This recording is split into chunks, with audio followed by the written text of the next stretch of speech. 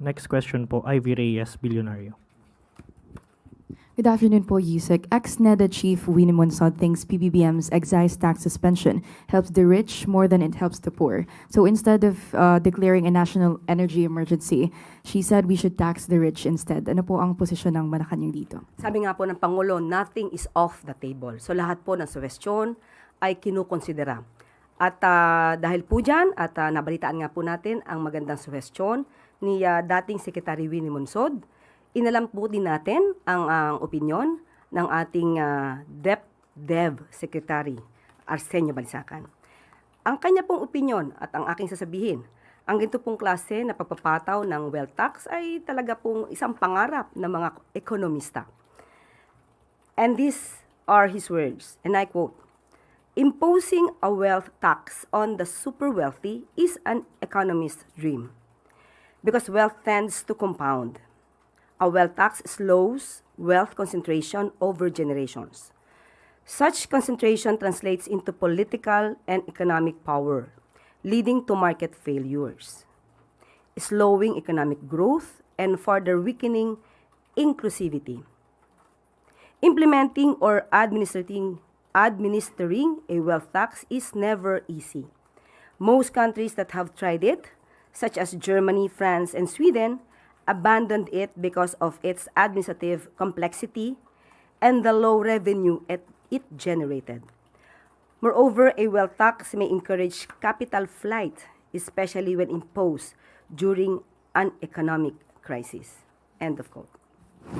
Yusek, sabi rin po ni ex-Chief Monsod, there's no economizing dun po sa mga solusyon ng gobyerno kasi may ayuda nga raw po pero itataas din naman yung presyo. Ano po ang sagot niyo dito?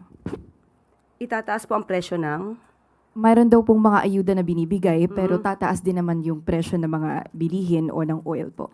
Sa ngayon po, ang hindi lang po makontrol ay ang presyo ng fuel, ng produktong petrolyo dahil hindi po natin hawak ito.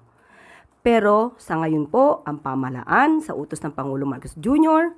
at sa pangunguna ni DTI Secretary Chris Roque at pati na po ang DA, sa pangunguna po ni Secretary Kiko Tio Laurel Jr. ay nakikipag-usap po sa mga manufacturing companies at sa mga other stakeholders na huwag mataas o huwag pataasin muna ang mga presyo ng bilihin.